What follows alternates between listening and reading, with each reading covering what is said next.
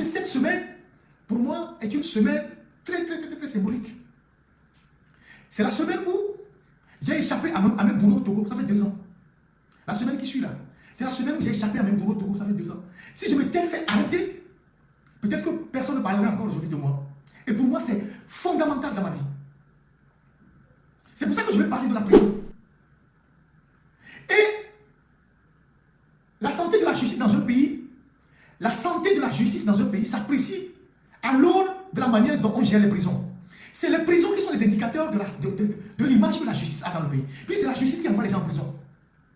Donc, vous allez en prison.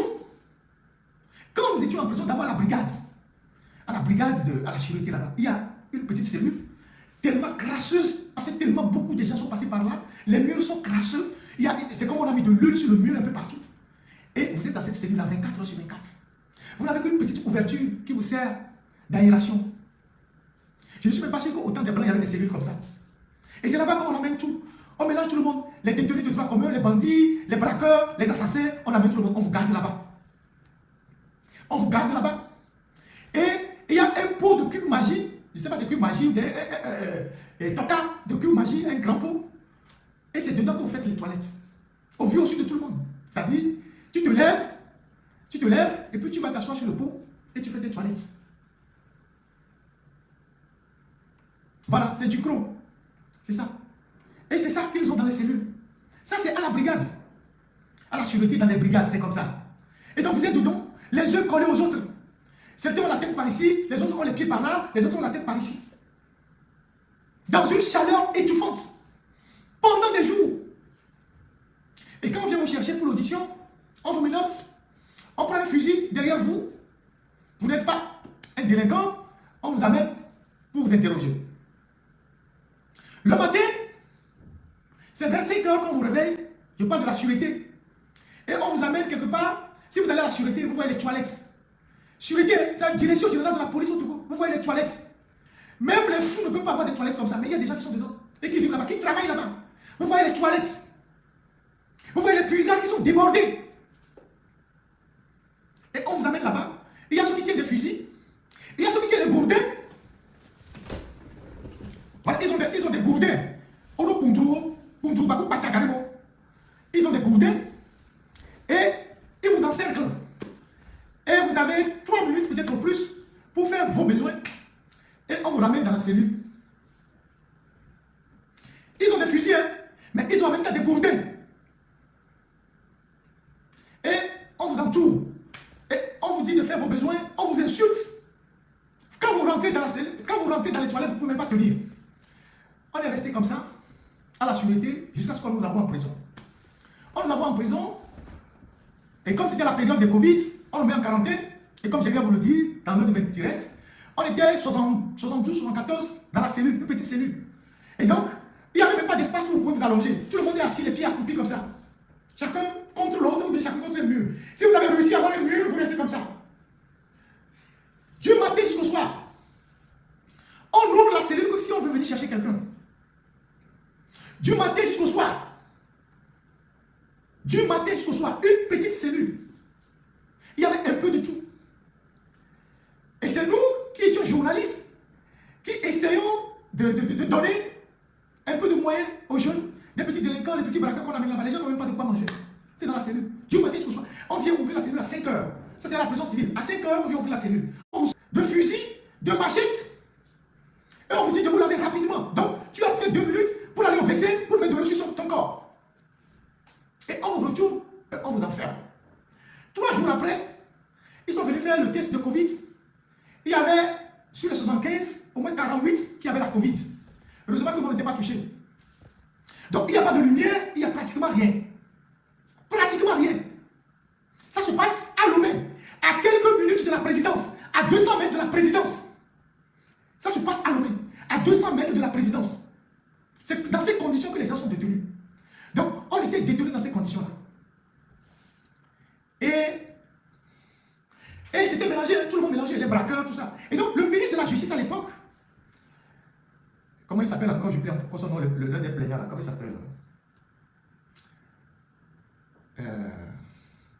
Plus Agbedome. Voilà son nom. Aujourd'hui, il semble qu'il est malvoyant, que Dieu lui pardonne ses péchés. Paraît qu'il est pasteur. Il a appelé le régisseur quand on est arrivé à la prison.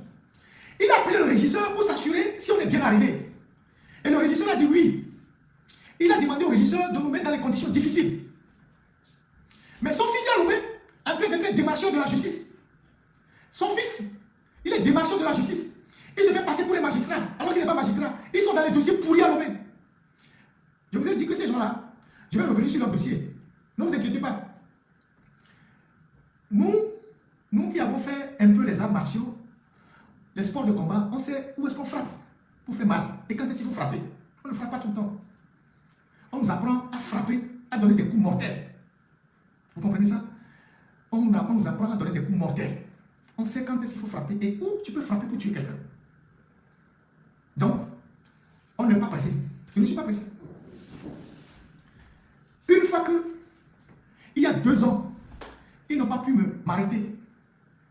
Moi, je ne vais pas les rater. Que ce soit ATJ, que ce soit Pius. Chacun aura sa part. Voilà. Donc, restez tranquille. Parce que dans cette histoire, il y a eu mort d'homme. Dans cette histoire, il y a eu mort d'homme. Et ils ne peuvent pas s'en sortir comme ça. Et ils ne vont pas s'en sortir comme ça. Ils ont pourri la vie à certaines personnes. On va pourrir la leur.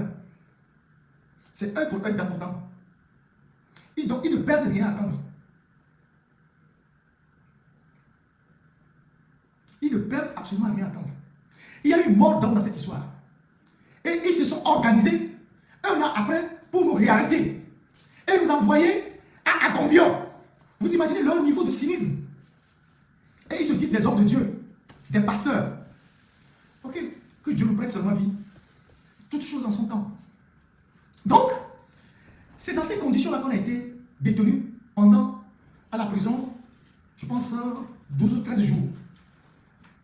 Il n'y avait pas encore le régisseur Toublo. Il y avait quelqu'un d'autre. Ce n'est pas le chef de prison. Il n'y avait pas le chef de prison Toublo. Celui qui est chef de prison, je pense qu'ils l'ont muté. C'est lui qui est maintenant à Gombio. Je pense que c'est lui qui est maintenant à Gombio.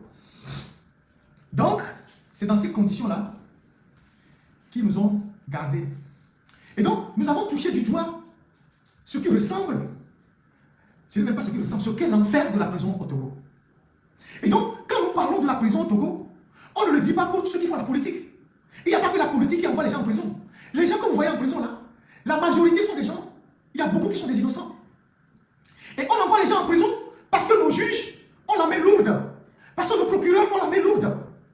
Aujourd'hui, que ce soit les magistrats de parquet, que ce soit les magistrats d'instruction, ils envoient les gens en prison pour un oui ou un non. Après, ils font leur business de caution. Après, ils font leur business de caution. On t'envoie en prison, quelle que soit l'affaire qui te conduit en prison, ce n'est pas forcément des affaires de politique, ça peut être un litige civil. Vous avez un problème avec quelqu'un, ou bien tu as pris l'argent chez quelqu'un et tu n'as pas remboursé à temps, la personne connaît quelqu'un, va t'envoyer en prison. Pour rien du tout. Et pour te libérer, c'est toute une autre démarche. Le juge, qu'il soit juge d'instruction ou juge du parquet, il va te demander de payer une caution. Et ça, c'est le business qu'ils ont à la justice. Ils vont te demander de payer une caution, ils ont leur démarcheur, et ils vont te dire, le juge a dit, le démarcheur va venir te dire que le juge a dit, il faut payer 5 millions. Voilà, il s'appelait chef Larry. Merci beaucoup, monsieur Diakité. C'était le chef prison. Ils vont te dire que le juge a dit qu'il faut payer 5 millions. Ça dépend de la nature de l'affaire, de la gravité de l'affaire. Ou bien ils vont te dire que le juge a dit de payer 10 millions de caution pour t'accorder une liberté provisoire. C'est un business que les juges d'instruction et les magistrats de parquet font. Les parquetistes et les magistrats d'instruction font. Donc, quand il dit il faut payer 10 millions de caution pour liberté provisoire ou bien 5 millions, ils vont rentrer en négociation avec toi, avec leur démarcheur. Et le démarcheur va dire, bon, le juge a dit, il faut envoyer 1 million. Si c'est 5 millions, le juge va dire il faut envoyer 1 million. Le 1 million là sera la caution officielle qu'ils vont déclarer. Et derrière, le juge va prendre 3 millions. Et les 3 millions là, c'est des films communs. C'est un exemple que je donne, ça peut être plus que ça. Le juge va dire, pour te donner la liberté provisoire, tu payes une caution de 5 millions. Tu vas dire, je n'ai pas d'argent. Et le juge va te faire comprendre que, d'accord, le juge va envoyer au trésor comme ta caution. Mais en réalité, tu ne lui as pas payé 1 million. Tu as payé 3 millions. Parce qu'il t'a dit, lui, il prend 1 million pour l'État, mais derrière, tu lui donnes 2 millions, ni vu ni connu. Et après, tu donnes 600 000 francs au démarcheur. C'est ce qui se passe au tribunal, au Togo. C'est ce qui se passe à la justice au Togo. Tous les jours, cette histoire de caution pour les questions de liberté provisoire a permis à des juges de devenir millionnaires, à des démarcheurs d'avoir plus d'argent. Et c'est les démarcheurs qui sont très spécialisés dans cette histoire parce que chaque juge a son démarcheur. Le ministre de la Justice, M. Lamtoubé, quand il est arrivé, il a manifesté les intentions de bonne volonté, qu'il va mettre fin aux démarcheurs et tout. Effectivement, il a pris quelques dispositions pour filtrer les entrées au palais de justice, mais cela ne suffit pas. Les juges ont leurs démarcheurs, ils se retrouvent ailleurs pour faire les deals.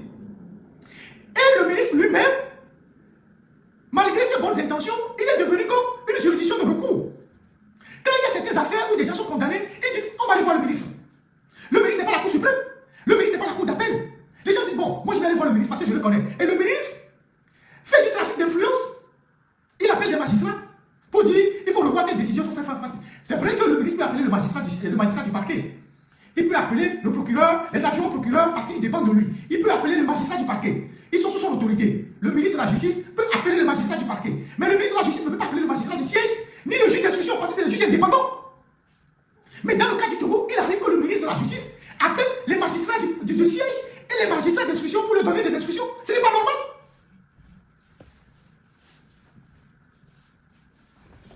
Ce n'est pas normal. Donc, vous retrouvez plein de gens qui sont en prison et qui vivent dans des conditions comme ça. La prison togolaise, c'est le couloir de la mort. Quand vous allez à la prison togolaise, vous êtes dans le couloir de la mort. Regardez les conditions dans lesquelles les gens sont entassés dans les cellules. C'est une prison surpeuplée. Surpeuplée.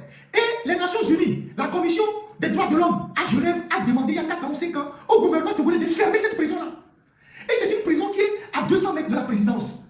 Vous trouvez ça normal?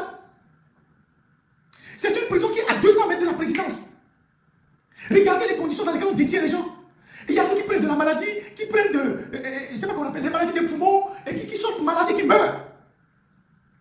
Regardez les conditions dans lesquelles les gens sont en prison. La prison, c'est un lieu de redressement et d'insertion. Ce n'est pas un lieu, ce n'est pas un couloir de la mort. Quand vous allez en prison, c'est que vous êtes en conflit avec la loi. Et vous êtes là-bas pour un temps. Et quand vous sortez, vous devez retrouver une vie normale. Mais au Togo, quand vous allez en prison, c'est que vous êtes condamné à mort. Si vous sortez de la prison au Togo, c'est que c'est la mort. La prison au Togo est devenue l'antichambre de la mort. Et donc, quand nous évoquons ces genres de sujets, ceux qui rient, ceux qui pensent que ça ne les concerne pas, vous ne savez pas demain quand est-ce que vous allez en prison. Moi, j'étais dans une cellule. Quand on était en prison, on était avec 2 Togolais qui étaient venus de l'étranger. Ces 2 Togolais qui vivaient, je pense qu'ils vivaient à Bruxelles. Ces 2 Togolais qui vivaient à Bruxelles. Ils ne font pas la politique, ils ne se mettent pas dans la politique. C'est des gens qui font venir... comment on appelle ça? C'est des gens qui font venir des conteneurs, des bagages au port. Donc, c'est des Togolais qui vivent à Bruxelles. Il s'est fait que dans leur business là, il y a eu ce que je peux appeler un abus de confiance. Des gens d'un certain niveau, quand vous les voyez, vous savez que c'est des gens bien. Ils ont été arrêtés, malmenés. Ils étaient dans la même cellule que nous. C'est des gens, on a même été libérés avant eux. Je ne sais même pas si, je n'ai même plus gardé leur contact.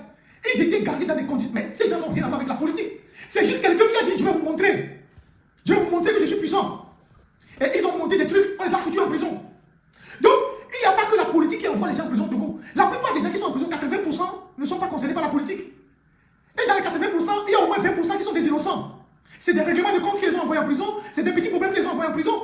Et ils sont là-bas. Donc, même les bons prisons, moi, il y a politique qui est koyo. Amoureux, c'est d'abord politique qui est on a gamé, on a nos problèmes, on a nos problèmes.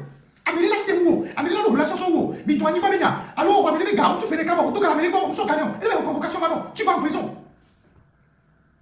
Et pas mais on a facile. Et les toi, c'est difficile. Et dans quelles conditions tu sors? Donc, les Blonyayawa, si on parle de prison au Togo, il faut que nous tous, on se réveille pour qu'on humanise les prisons. Parce que ne savait pas qu'il allait finir un jour en prison. Les gens ont posé plein de questions. Les gens se posaient des questions. Et c'est quoi qui a été vraiment en prison? Moi, je suis allé le voir en prison. Si on lui avait dit que lui, un fils d'Eyadema, allait se retrouver dans une cellule en prison, moi, je suis allé le voir en prison plusieurs fois. C'est depuis 2 ou 3 ans qu'il n'est plus en prison, qu'il est au pavillon militaire pour des problèmes de santé. Mais il était en prison et il était avec les détenus.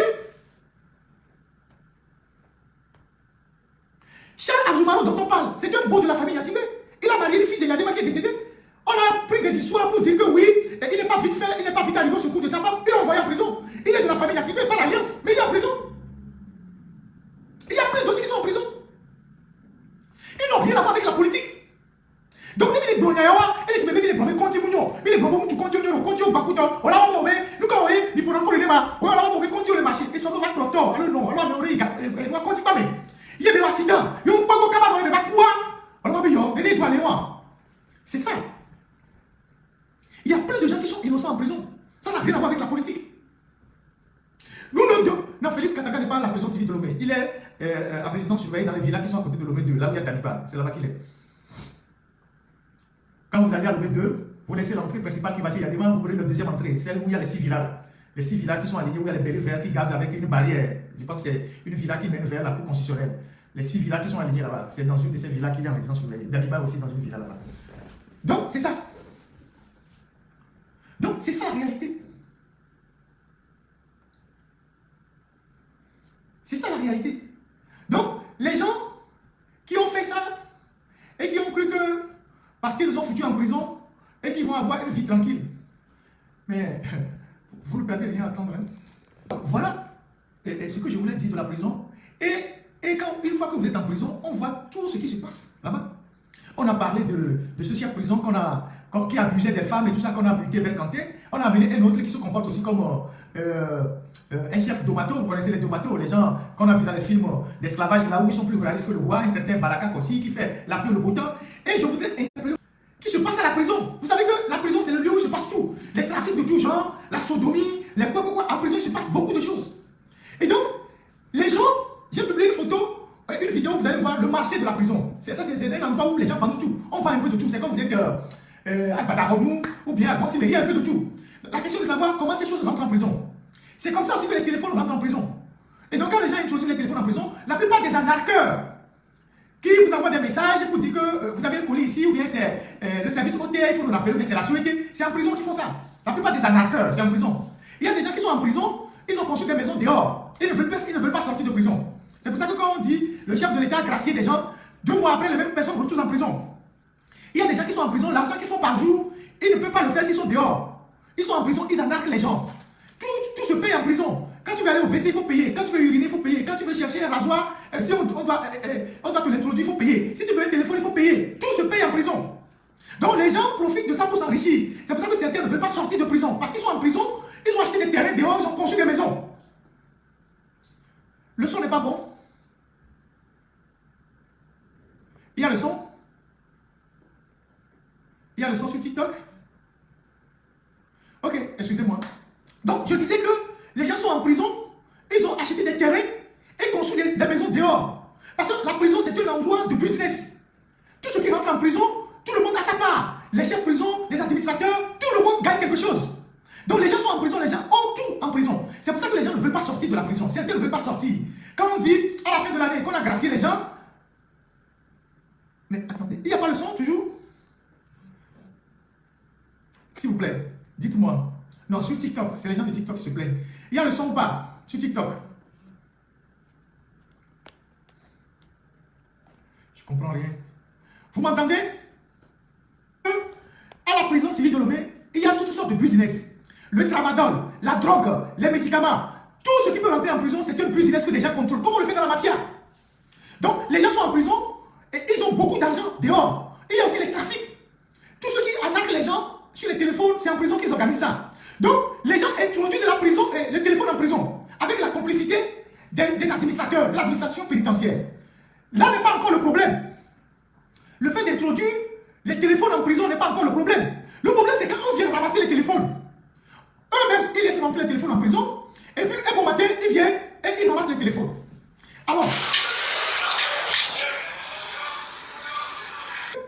ils viennent, ils ramassent les téléphones. Parce qu'avoir un téléphone en prison, ce n'est pas autorisé. Mais ils laissent rentrer les téléphones. Et après, ils inventent une histoire, ils viennent ramasser les téléphones. Vous savez pourquoi ils font ça? Parce que quand ils ramassent les téléphones chez les détenus, et comme il y a des détenus, il y a plusieurs détenus en prison, il y a des gens qui sont en prison qui ont des iPhones. Des iPhone 14, des iPhone 13. Il y a des gens qui sont en prison qui ont les avant-derniers Samsung, qui ont des téléphones de qualité, les Huawei. Donc, quand ils ramassent ces téléphones-là, ils déclarent certains à leur patron et ils vont vendre le reste à des cons. Ils vont vendre le reste à des cons. Il y a quelques responsables de la prison qui en donnent à leur maîtresse, mais comme ils sont tellement cons, ils ne savent pas que les téléphones sont traçables. Les téléphones sont traçables. Les gens se rendent compte qu'il y a des femmes qui tiennent leur téléphone. Donc, ils ramassent les iPhones chez les gens. Donc, ils ramassent tous les téléphones. Donc, ils mettent les petits téléphones, les Itel, les technos là de côté. Mais ils prennent les téléphones valeur dans les iPhones, les Samsung, les Huawei, les Note, je ne sais pas combien, qu'ils vont revendre à décompte. Ils ont des receleurs à décompte. Et ça, c'est les responsables de prison qui font ça. Donc, on attend des caca quoi. Ne va nous garder, mais on va en fouille pour chercher les téléphones. On a un téléphone là aussi. Et le chef qui est parti, qui a dégommé la Tchoublo là, il était spécialiste de ça. Celui qui est venu pareil. On a un téléphone là aussi. Et ça, j'interpelle le ministre. Le ministre de la Justice. On a un téléphone là aussi. Et parfois des téléphones de valeur. Et ils vont aller les revendre à des comptes. Normalement, si vous prenez les téléphones chez les gens, vous les mettez sous scellé. Vous les mettez sous scellé dans les bureaux de magistrats. Vous gardez les téléphones. D'où vient que vous arrachez les téléphones aux gens et vous allez vendre les téléphones à des comptes. Vous allez vendre les téléphones à des comptes. Et ça, c'est le Togo, ça. Et c'est des descentes inopinées. On ramasse tous les téléphones. Soit vous donnez certains téléphones à vos copines, vous n'arrivez même pas les numéros dedans que le gars utilisait, vous ne sécurisez rien et vous allez les vendre. Normalement, si vous arrachez les téléphones aux détenus, vous les envoyez chez le procureur et on met les téléphones sous scellé. Donc c'est un business qu'ils font. Donc ils laissent rentrer les téléphones à la prison. Et une fois qu'ils se sont assurés que beaucoup de détenus ont des téléphones, ils font des descentes